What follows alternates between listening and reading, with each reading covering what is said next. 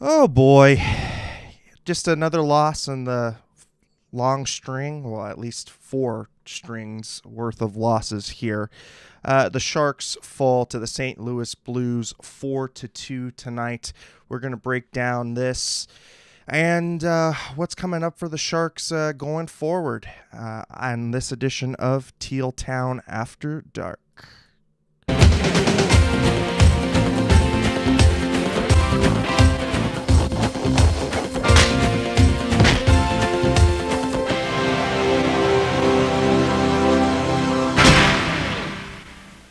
But first, if you want to be a part of the show, please follow us on all the social media garbage. That, of course, includes Twitter, the Instagram, Facebook, YouTube, SoundCloud, Reddit, Discord, and, of course, catch this and all of the great Sharks info that we have and we're putting out on tealtownusa.com. Well, I said 4-2. I guess I'm not counting that empty net goal. 5-2, excuse me there. And go ahead and introduce our guest at Ian Blogs Hockey. Of course, you know him as the Canadian Hockey Robot, angry Canadian Hockey Robot. But at this point, I think he's just apathetic robot. So Apathetic Canadian hockey robot. Yeah.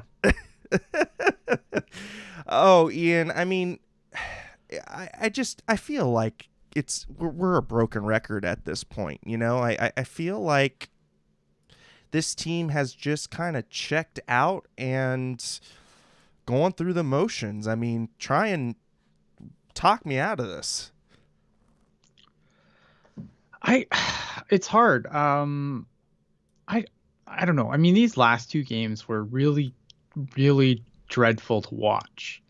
Like I know Bob Buchner said today that they're a harder team to play against now.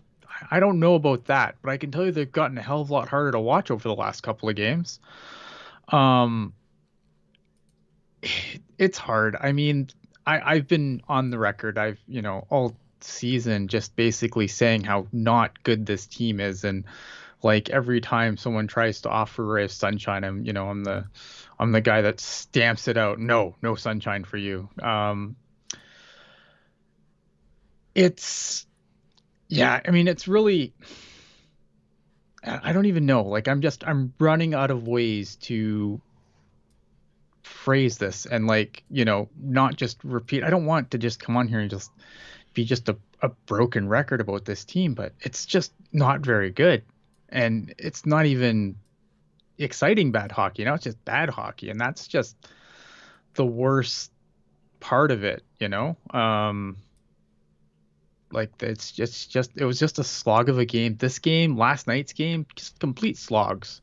This game you have the back to back, and I think so you kind of expected a little bit, as the game dragged on, you were expecting things to kind of drop off a cliff as far as play goes. But yeah, I mean, just not a lot of fun to watch, unfortunately.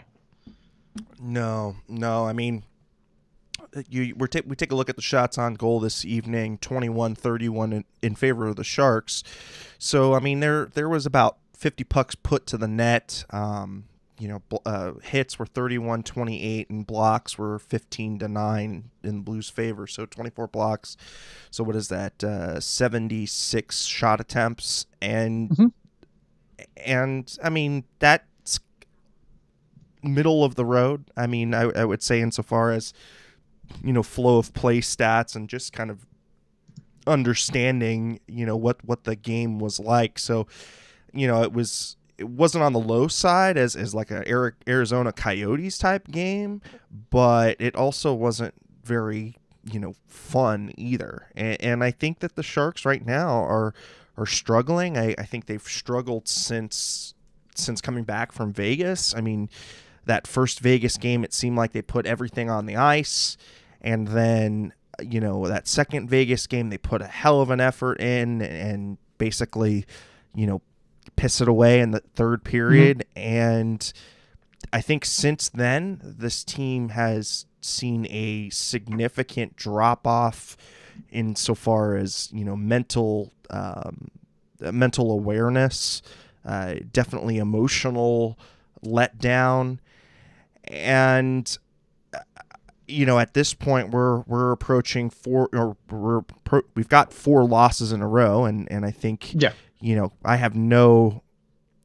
I don't think I have any illusions coming up against the Kings and the Coyotes about what's going to happen there. If we start to get into 7, 8, maybe 8 losses out of 10 games, I mean, is there any kind of movement or any kind of anything that Wilson can do at this point? Because I mean, quite honestly, this team is lost, and I mean, I think the season's lost already. The season was lost a long time ago. Like, the season was lost, like, with the condensed schedule and the few amount of games. I mean, the season was lost a week in, 2 weeks in. Yeah. Really, I mean, I think, I saw those Vegas games as really the last vestige of, if you were going to try and do anything miracle wise, you have to win those 2 games. And I think that they blew their whole load pretty much in those 2 games. So, for me at least, I think a month in, I was feeling like, yeah, this team is not going anywhere. Really, after those last 2 games is where the last 2 games against Vegas is kind of the point at which I'm starting to check out. And I mean, just now looking at box scores instead of actually turning on the games, because, quite frankly, this team is it's just not fun to watch. No. So, again, we look at like Buffalo, for instance, and we saw how Ralph Kruger was fired after, I think, what was a 10-game losing streak or something. They had to do something in that market. I mean, are we approaching that level of needing to do something here? I don't think should we be there? I don't know. Probably, maybe. I've never been a big fan of Bob Bugner as a coach. I think he's a good assistant coach. I've never been a fan of him as a head coach. But here's the thing. You have to remember, last year, well, we were still selling tickets before all this nonsense. Not nonsense. I mean, it's a serious issue. But before everything went to hell in a handbasket, we were still selling tickets. And when it was time to fire Peter DeBoer, it wasn't, okay, who are we going to hire? It was, who are we already paying? Right? So you think now, when they're not selling tickets, that Hasso-Plattner is going to pay Bob Bugner to sit at home and, pay some other coaches to sit at home and then try and bring a new coach in? I'm not holding my breath for that to happen. I don't think Hassel's going to do anything. Hassel's going to let this ride until this team is making money again. He's not going to just pay someone to sit at home. I mean, like I said, when tickets were down because the team sucked last year, his strategy was, who's already on the payroll? Who am I already paying? Yeah. Right? I think, and that's how the coaching staff was made. It wasn't, they brought in a couple of guys, whatever, but in the off season, but he's not going to fire anyone right now when he has no gate. And the Sharks are, the Sharks are probably going to be one of the last teams to get people back in their building. Then I'm just calling it how it is. I don't, I'm not here to pass judgment on if that's a good thing, that's a bad thing. I'm not local. It's not my issue. But with the way things are going, they're going to be one of the last teams. They're not going to do nothing. Like, this coaching staff is fine. This coaching staff is perfectly safe. And we're just going to ride out the season and, continue with the reset. Yeah, and Denver Doyle, thank you for the super chat. I was pissed off when Bugner said we're a tough team to play against after losing 3 in a row, kind of insulting our intelligence. I mean, I think in the physicality department, maybe they're a little bit tougher, if that, but at the expense of losing some some mental hockey IQ, or at least some talent. But I mean, we saw it today, Ian, and I think that is a good. I think today was a good lesson just to show you how depleted St. Louis was and just how much more talent that they had in the team. You know what I mean? Like we talk about. we talk about how the team is resetting, and you're getting young guys coming in, and you're trying to kind of refresh the periphery, and yet that periphery doesn't have a lot of talent, and their skill sets going against other teams' bottom six, and we'll go even into the defensemen too. I mean, it's just not good enough. I mean, we had that little tidbit on the broadcast about the Sharks' blue line scoring. This team, with the way that has the defensemen and the type of financial responsibilities to these defensemen, and I don't even think that they're producing at a third of what they should be at this point. I mean, what's your thought on that and the talent disparity? I want to touch on something that Lacey said in the chat too, because I do agree, and I'm not saying that like a new coach is going to magically fix this mess. I'm not a big fan of Bob Bugner. I wasn't a fan of him staying on as coach. I thought that they should have looked outside the organization, but I think they should look outside the organization higher than that. This team has a problem, and it's from the front office down. And there's you changing the coach at this point is just moving the deck chairs on the Titanic. Like, there's a reason that this team is in this mess. It's because the team was mismanaged, especially like there was ways you could have come into this offseason, like out of this offseason, and you could have done things to try and get things started on turning things around here. You buy out Martin Jones in the offseason.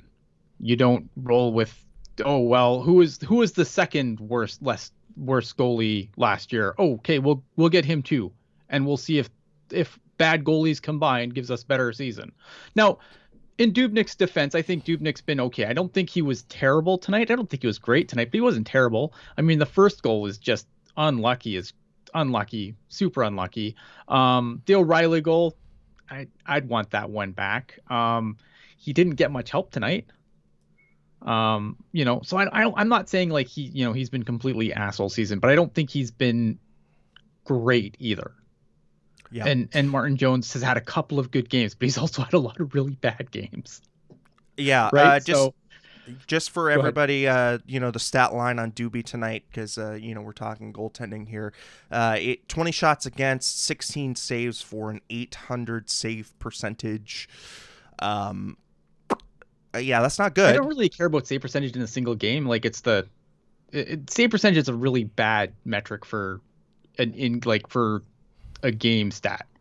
But when you combine a bunch of games together and you start thinking, well, I don't know what his save percentage is for the whole season. I can't imagine it's fantastic. I don't think it's terrible, but it's probably not fantastic either. I'd have to go and look. It was like 902 or something, and then after this game, I'm not sure what it ends up being, and I'll pull that up right now. And we'll have to wait for the stats to really update for this game. But I don't think we can chalk this up on goaltending like you're saying. I think the goaltending has been, I think on some nights it has definitely betrayed them. I don't think it did tonight. I don't think it did tonight, exactly. I think that there were way more problems that I circle before I look at goaltending. And I mean, I think it starts with the up and down play of your two offensive defensemen. I think Erik Karlsson started off very slowly, got better, and maybe in the last 2 or 3 games has been up and down. I'll tell you what, hasn't been consistent at all through any point of the season. Brent Burns has been okay. I wouldn't say he has been I wouldn't say he's been bad, but I also wouldn't say that he has been particularly good either. To be quite honest, I think the best 2 defensemen on the team right now are Konechov and Mario Ferraro. And that's and that's not good. I love those guys, but that's not good. I think it's funny because we go back and they're talking about Like, I don't think Couture is right now. Like, I don't think Couture is anywhere close to 100% right now. I think he's nursing some kind of a wrist injury, Back. or back. I saw, I think it was the second game against Vegas, where he didn't play in that second period and then took a skate in the third and grabbed his stick, and then he kind of shook off his left hand. And so I think he might be battling a couple different things, to be honest. His skating stride doesn't look right either. Yeah, he doesn't like. I was noticing that today. I was like, wow, like could that? There was one play today where he kind of went to the net, and I'm like, man, could you like? He just looked like he was in mud, Yeah, yeah, and like then on a break to the net. And I think because I think like Couture's been pretty good this year. Like there have been some bright spots this year. I think Couture's had a good year, but I don't think he's been healthy the last few games, and I think it's starting to really show. And plus, like again, scores are streaky. Like Couture's not going to be a point a game guy ever. That's fine. Yeah, I mean, I look at the top 2 point getters on the Sharks in Couture and Kane, and I think that those guys are both doing a lot of good things. Kane leads the team with 26 points, and Logan, is second on the team with 22 points. This is not factoring into tonight's play. Hurdle's got 19 points, but I mean, on another team, let's say we put Couture or Kane on Tampa.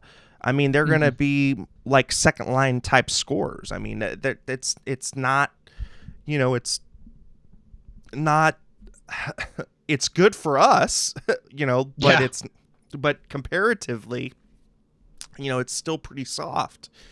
And we'll take also taking a look at the goaltenders. I mean, both are under 900 save percentage. And so, yeah, I mean, it's not good enough. Yeah, it's not good enough. That is for sure.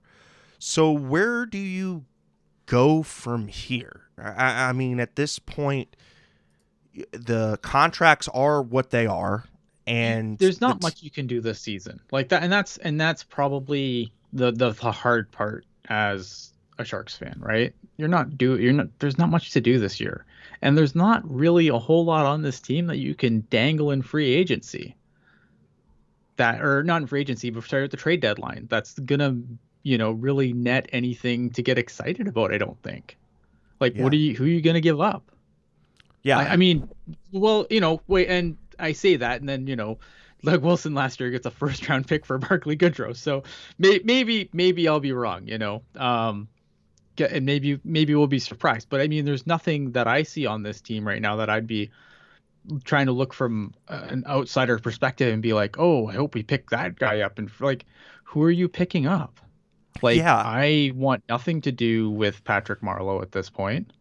Like, I'd be shocked if anyone even like, maybe people will call, who knows? But like, I wouldn't be excited about, bringing in Patrick Marleau at this point if I'm on a contending team or I'm a fan of a contending team. That doesn't excite me at all. Like, who are you going to pick? Who are you going to bring in? Matt Nieto? I mean, Matt Nieto has played, I think, really well this season, although he's injured now. So even still, that kind of makes everything a little bit murky. But he seems like a guy you might be able, you could probably get like a fourth or a fifth or something. I think it's going to be that's what I mean, right? Yeah. Like, when I look at the guys that I think you could offload for any value, like, that's the guy that immediately comes to my mind. Yeah, for sure. And he's injured now, so right. Yeah, and then he's injured. Like, I don't know if I mean, someone might roll the dice on Dubnyk to just if they think that they might need to shore up their goaltending or whatever, and just have like if they're not happy with like their backup situation, maybe like you have to put him in for a game. But like, I that wouldn't excite me. Yeah. No, I if you look at this from like, I'm a fan of another team, who on the Sharks are you excited to possibly pry out for a run?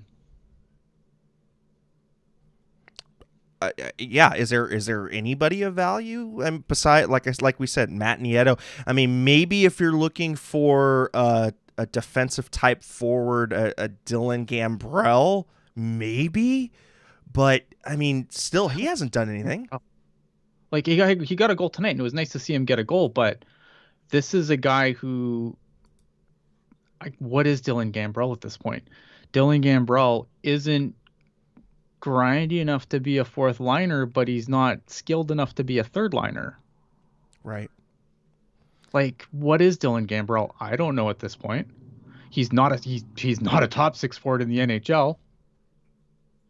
Is he, and I don't think like he's got enough gur in his game to be a fourth liner. And I don't think he's good enough to fit on most good teams roll three lines now. Three lines that can put points on the board. Dylan Gambrell doesn't fit that mold.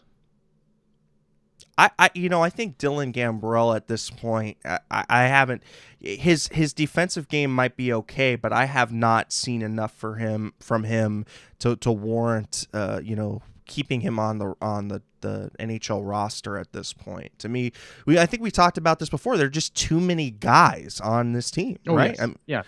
It's the guy factory. We've discussed the guy factory many a time. Yeah, and I mean, John Leonard has shown some good things. I think he's still very raw. A guy that's very raw. Donato is to me, I think he's borderline A guy or could be something. There's something there, but he's running out of time to figure out what that is. Yeah.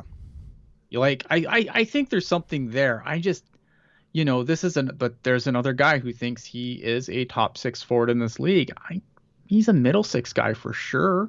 I think he could fit on that, I think he could fit on a skilled third line. And maybe even on a second line on some teams. I don't know. It's hard because you have guys like that, and then you have guys like Patrick Marleau that are suddenly getting promoted to the second line for what? What has Patrick Marleau done other than being Patrick Marleau that has warranted anything above the bottom line this year? 5 points in 30 games. I mean, yeah, Patty, the skating is still there, but the hands and the reaction time is just not good. I mean, he to me, his vision is pretty much gone at this point. There have been multiple times where he's cruising into the zone and just blatantly doesn't. Still.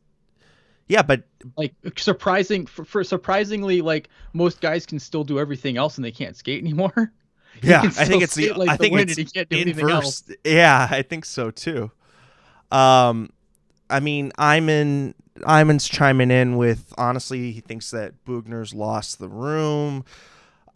Did he ever have the room to begin with? I mean, I think so. I think the guys, I don't know. This team, to its credit, I've never, there's been very few games this year I've watched the game and I thought, well, they just quit. They're not very good. The effort's there, I think. I've never really watched this team and said, near the end of the DeBoer tenure where I'm like, they just quit. Have you seen a game where you thought, well, they just quit? I haven't seen that game. Not regularly. No, I mean it hasn't been regular, you're right, but I also think that this team is I don't know. To me, there is just something that feels off with this team, and whether that's mix or whether that's coaching or whether they're just that's not very good talent. They're just not a good team. Yeah, the problem is when you load up your, when you have guys, especially when you have guys like Marc-Edouard Vlasic is a perfect example of a guy who, I know people will want to get on Karlsson because he makes 11, but 7 million is still a good chunk of the cap. Yeah. And that, what was Vlasic, 7-8 million? And what's he done this season? Nothing. Yeah, Vlasic has been a shell. There was a goal tonight where I was just he was just kind of coasting there, not doing anything. I can't maybe it was I can't remember which goal it was, but I was like, what in the hell is Vlasic doing, right? Like this is the problem is when you have all this cap in so few people, it hurts the depth. Yeah. This is how Patrick Marleau is a second line forward at 41 and only all he has is wheels. Like they're just not very good. Yeah.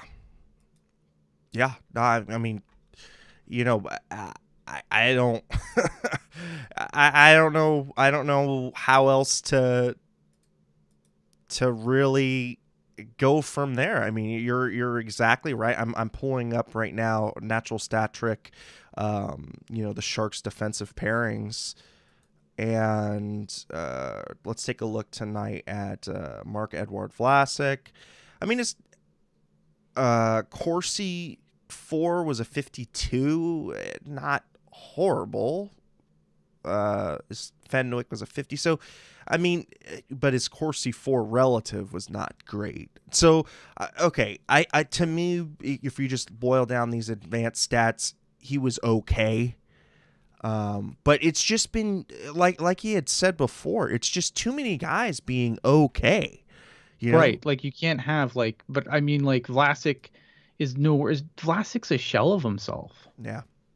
He's Yeah. an absolute shell of himself. And don't worry, guys. He's signed for the next, I don't know, 6 years. Woohoo! Like, Yeah. that's the problem, right? Like, and as long as those guys, like, if you're gonna get, like, if that's what you're gonna get for the $7 million that you have allotted, that's a problem. And that's why, and that's why I said it's easy. I understand why people jump on Carlson, 11.5 million, but let's not pretend that some of these other guys that are making big money aren't hurting the team just as badly sometimes. That's the problem. Yeah. Yeah. Yeah, so I guess let's go ahead and break down the game because I mean we haven't really done that. We've just kind of opened it up with a general state of the Sharks. But in that first period, the Sharks actually take the lead. Believe it or not, first 2 minutes of the game, Dylan Gambrell, second goal on the season. Burns and Donato getting the assists there. But unfortunately, and this is another thing that we've seen time and time again with the Sharks, is they'll come back and just have a sag right after they score.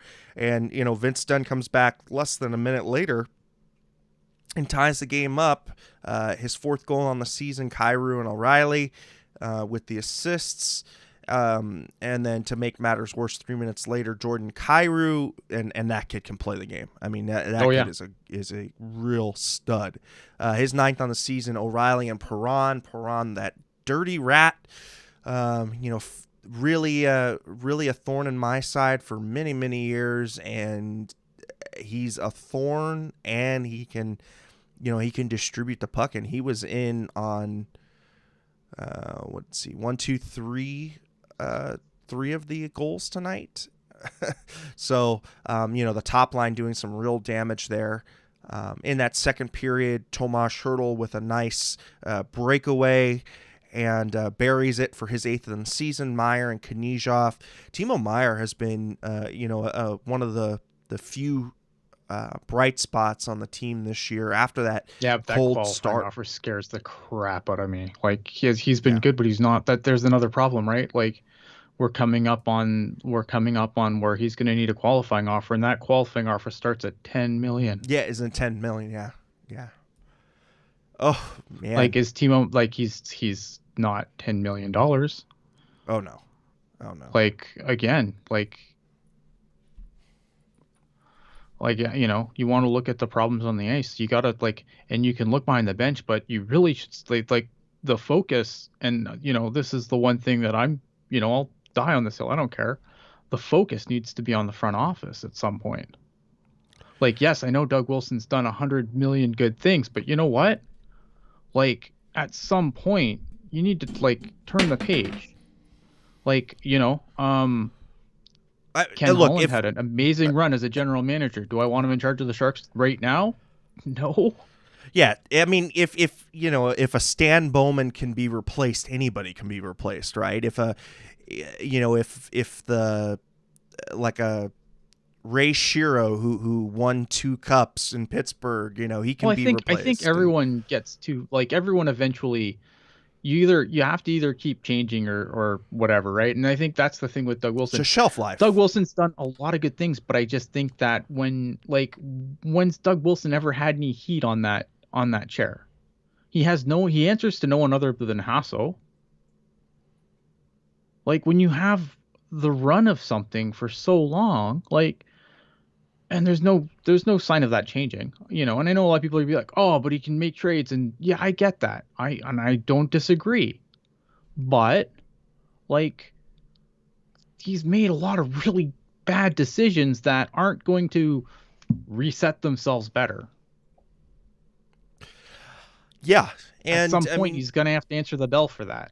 yeah, I mean, I'm in chiming in with DW Junior will replace DW. I mean, maybe DW Junior going into the you know, the prospect scene and being the head of amateur scouting helps.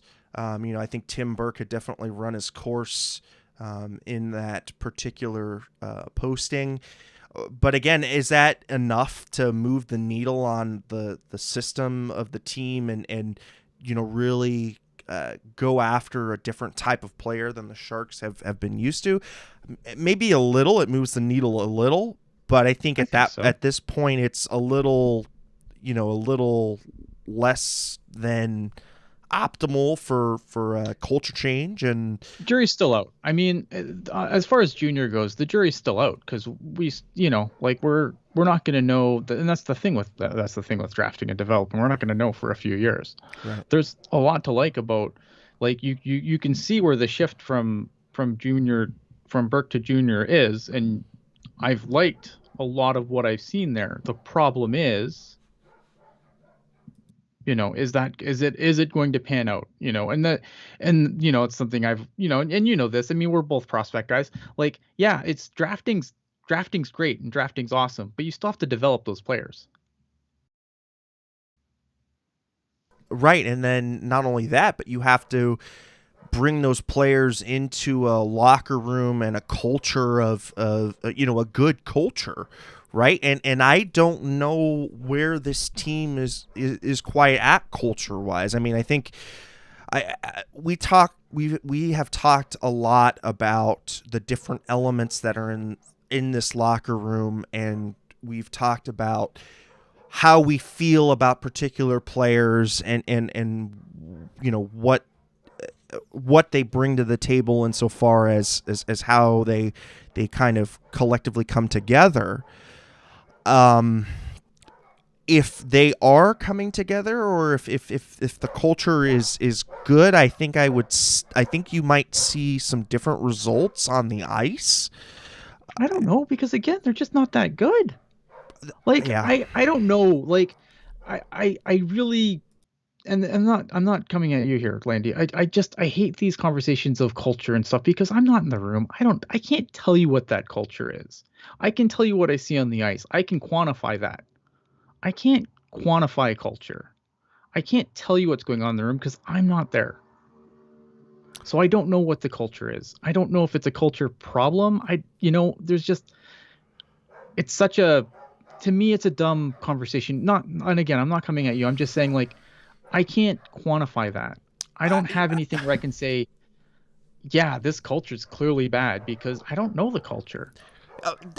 I'm afraid of, I'm thinking of like Edmonton Oilers in the Ryan Smith era, where you know, Captain Canada and the team is just mediocre and they're not getting any better, and then they try and bring in a Ryan Nugent Hopkins and the young kids and start to really you know, try to change this around with good drafting.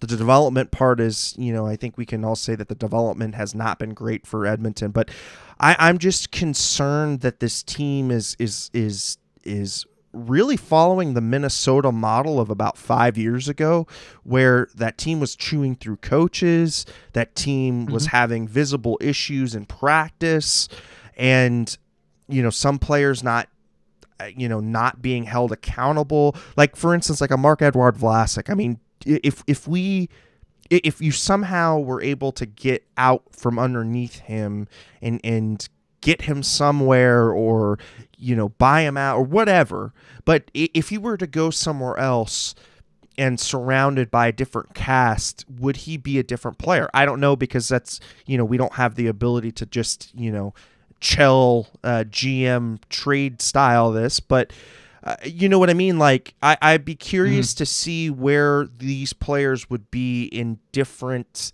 circumstances if they get if you could get more mileage out of them, because individually I think there are some players with some good talent, but again, I think it's together in this mix. To me, the mix feels off, and so that's what I'm trying to figure out is, okay, is it the chicken or the egg? Is it the locker room that leads to the results on ice, or is it the results on ice that leads to the locker room? I think it's a little. I think that goes both ways, right? Like, obviously, right. like you don't get to the NHL without being like a competitive dude. So I mean, like, all this losing, no one's happy losing, right? So obviously that's gonna have an effect on the guys as much as winning does. Like, I don't know. Yeah. I mean, when I start to see a guy like Tomas Hertl not having fun on the ice, that scares me. Right? That's scary to me, because this is a kid this is a kid that has immense joy, just immense joy to be on the ice, and if he's coming to the game, already in a spot, in the mental state of, this is already, what am I even doing here? Like, that to me is like, okay, now we're in danger of really having some issues, some systemic issues. So that to me is the big red flag, or the big thing that I'm seeing out of this, that's like scary, and not really knowing what the direction is. I think it's a little rudderless, and I think a lot the management is trying to pray that some things are going to align, that this team could compete in the next season, which I think it's a pipe dream, until they do some major. Going back to Hertl for a second there, because I think it's interesting what you said, though, but at the same time, like, wouldn't you, this is where you can't win, right? Because, like, if Hertl was just having the time of his life out there, then the conversation is, what the hell's wrong with Hertl? Doesn't he want to win? Like, you can't win. Right. Like, he's out there having the time of his life, and they're in a 4-game skid. Then they're gonna be like, well, Hertl's not all in here. What's going on? What's going on with Hertl? Why is he not? Why isn't he good enough? Like, you can't win. But I think where I was coming from that is, when you're in a tough season, you start to look for the little things, right? Like a John Leonard getting his first goal in the NHL, or the little victories, the little things, and not seeing them take joy in the little things. Oh no, for sure. Yeah, I agree. Yeah, like, that's obviously problematic. Hertl and Meyer may have to sacrifice due to cap issues. Timo Meier is going to be a part of the cap issues very soon, I promise you. Yeah. And I love Timo Meier, but he is going to be a part of the cap problem, because I don't think that the paycheck that they're going to have to give him on his next deal is going to match what you're getting from Timo Meier. Yeah. He might be a guy that you have to trade, just in order to escape that, that you have to not qualify him. You have to not qualify him, send him out to UFA land, and then hope to God you can bring him back at a reasonable price. And and that is just as bad. Like, it's Timo Meier is such a lose-lose, and you can say, well, Timo Meier screwed Timo Meier. maybe he did to a point, but like again, like I don't think Timo Meyer's been so bad that you just walk away from him completely to avoid paying him his qualifying offer. Again, this is why the spotlight needs to go on the front office, because they shouldn't be in the spot with Timo Meyer right now. Yeah, I mean, if I were Timo Meyer and I got that 4x6 deal from Doug Wilson, oh fuck, I'm signing that thing, twice and 3 times on Sunday. You know what I mean? Like I don't blame Timo on any of this. It's the guy making the structure here. And Right, and that's the thing. Like we can talk about how guys are closer to closer to collecting their retirement pension, their pension money than, their prime years. But like to have that, and then like, look, I understand that people aren't thrilled with Timo Meyer, but to have to like, this is a serious thing that the Sharks are going to have to contemplate doing, and that is walking away from his qualifying offer and making him an unrestricted free agent.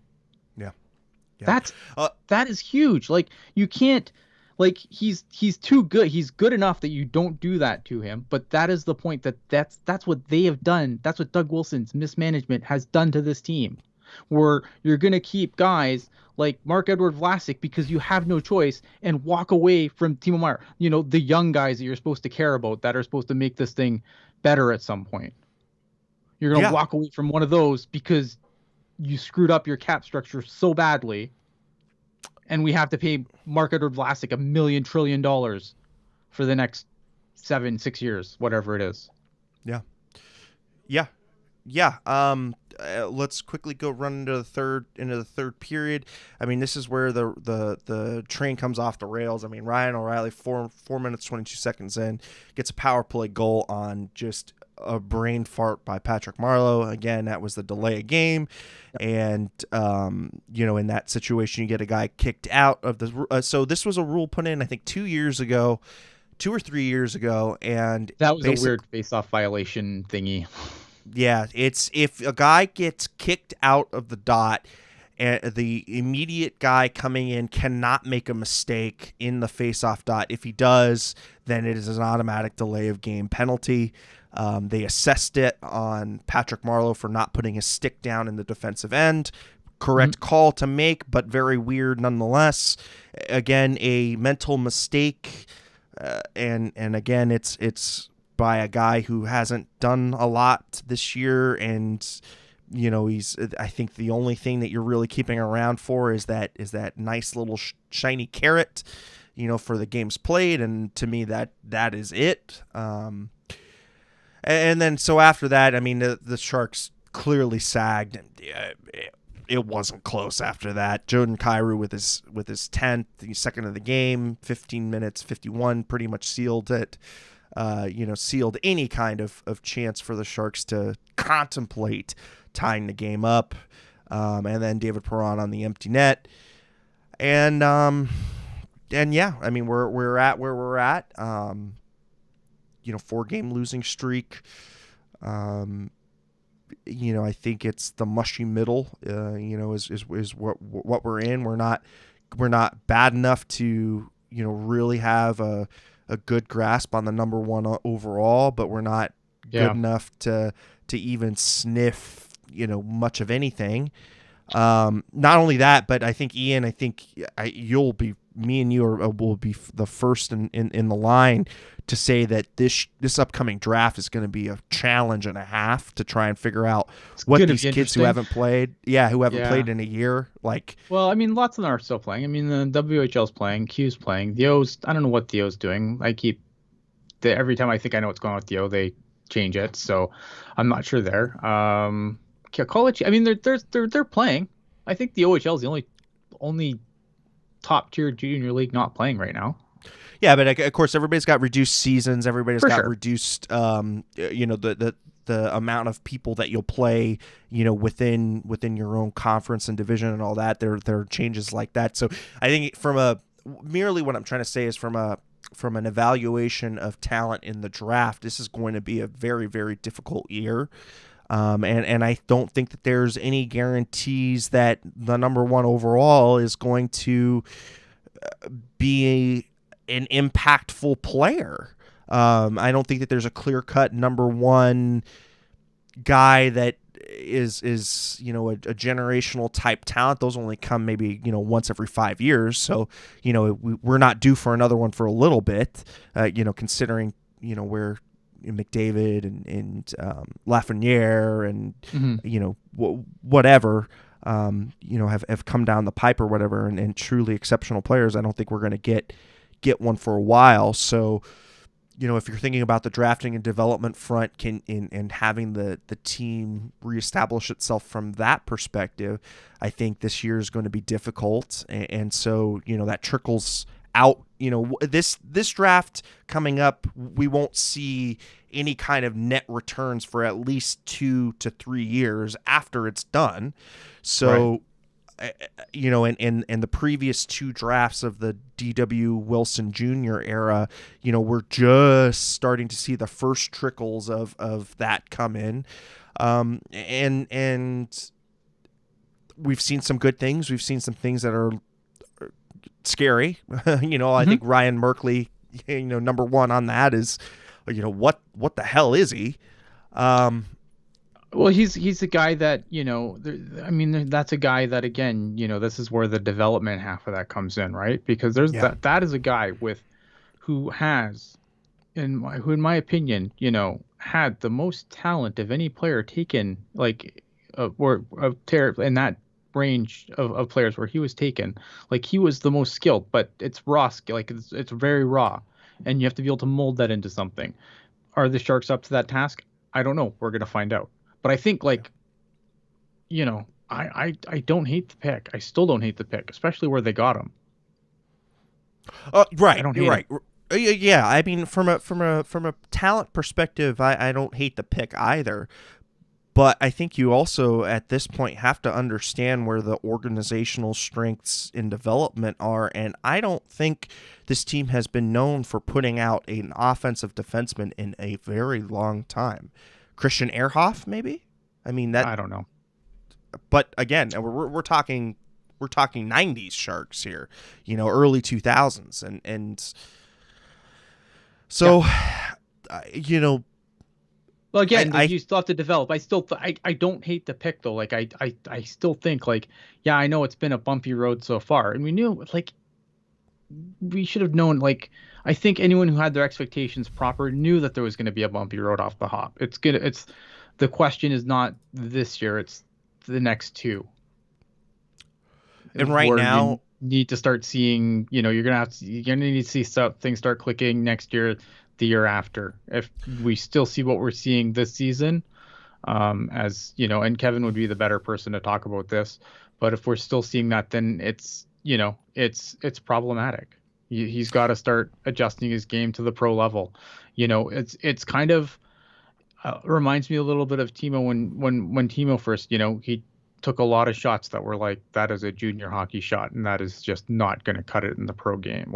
There's going to be things where Merkley's going to have to adjust things to the pro game. And I think if he does that, then it's going to be good.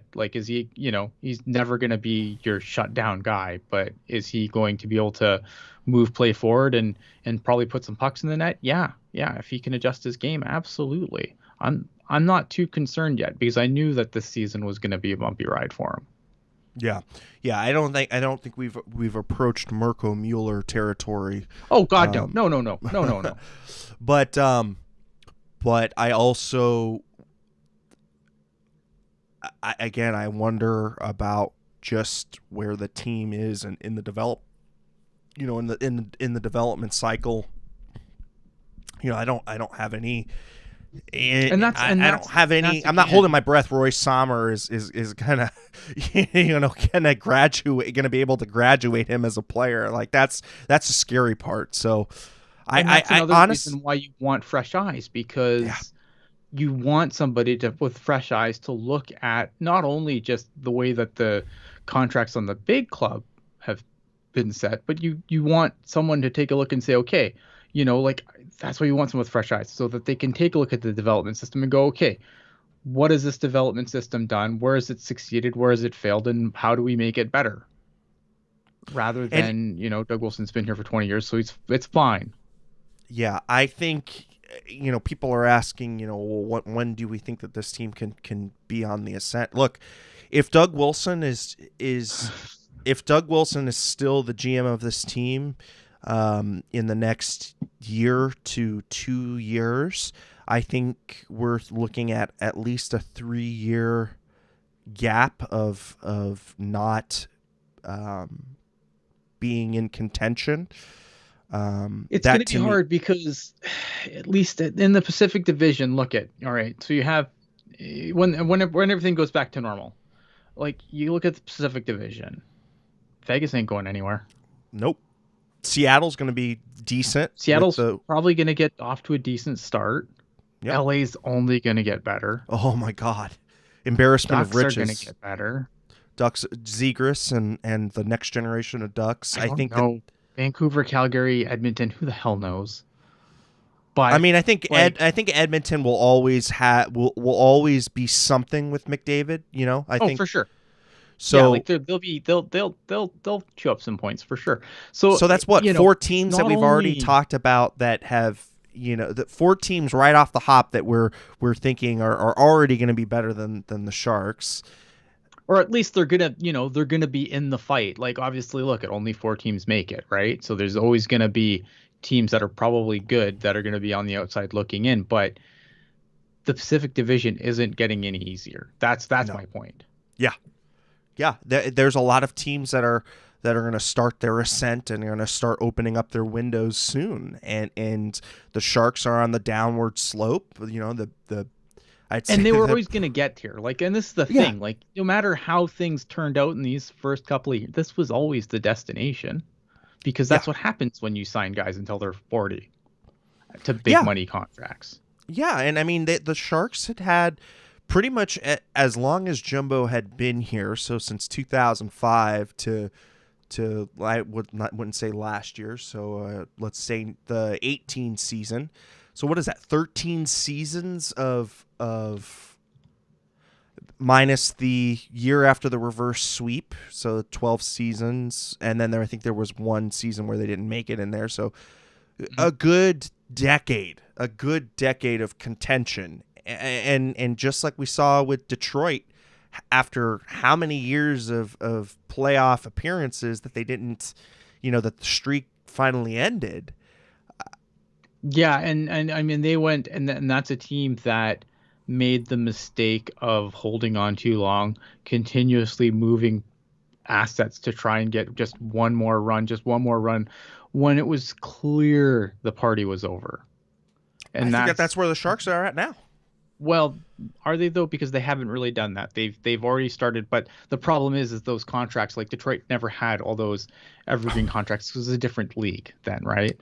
Right. So they didn't have all these guys signed until they were 40 or whatever. Like this is a newer thing that teams have started doing. Like the Sharks are only with these stupid contracts.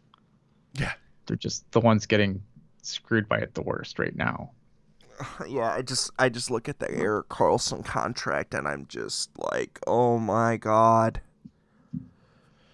But that was supposed it was, win for four, pray for four. Yeah. Yeah, no, I know. I know. I know.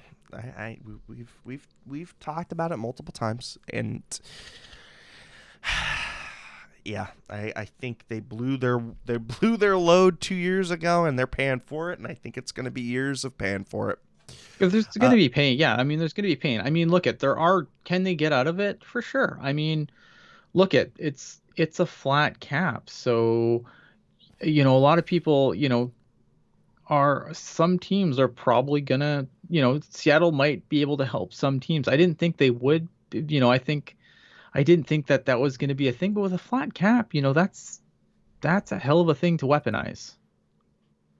That is true, So and Seattle can help teams out. Look at there's buyouts. I think there's guys on this, like, again, you can buy out Martin Jones.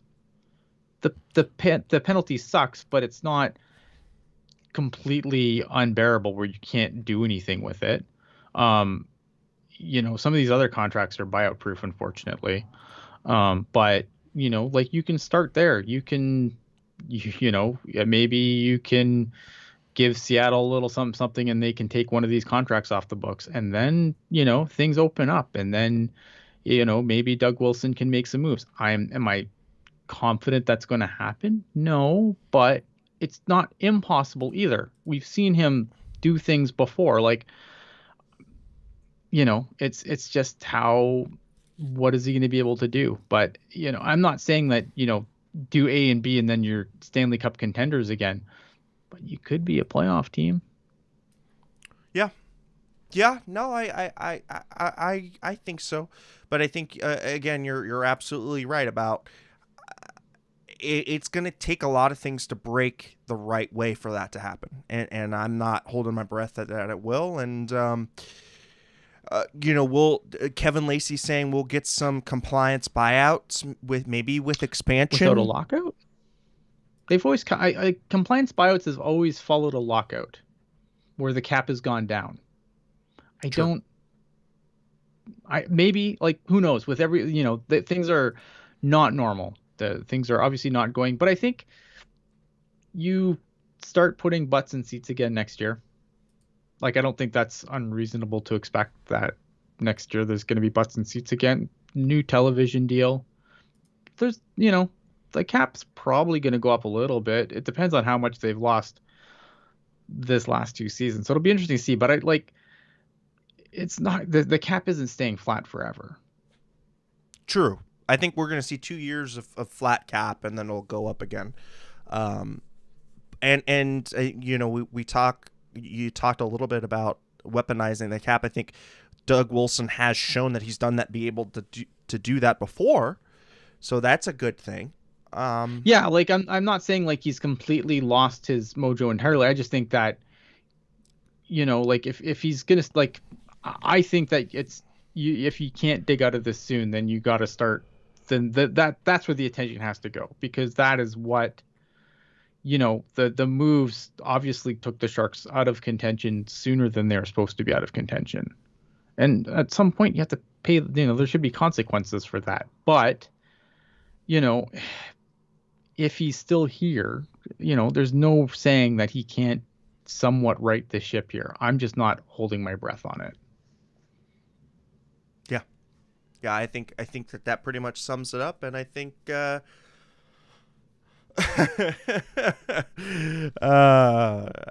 think that's pretty much how we're gonna end it. So I guess we'll go into this in case you missed the show, or if you want to catch the show again. I don't know why you would at this point, but you could check us out on all of the podcast distribution sites. So that, of course, is Apple Podcasts, Google, YouTube, SoundCloud, Spotify, TuneIn, iHeartRadio. And again, check out all of the great content that we've got going up on tealtownusa.com. Ian, let me get your final thoughts and where the people can find you. All right, I am going to give you my final depressing stat of the day is what I'm going to give you. This comes courtesy of @BleedingTeal on the Twitter machine, friend of mine. Depressing stat of the day: there is only one team in the NHL who has fewer regulation overtime wins than we do. The Buffalo Sabres. Good night. All right. Yeah, well, he certainly knows how to lighten up a room, right? Well, you can find me using my first name, Eric, E-R-I-K, last name, Landi, Landi, on all the social media garbage.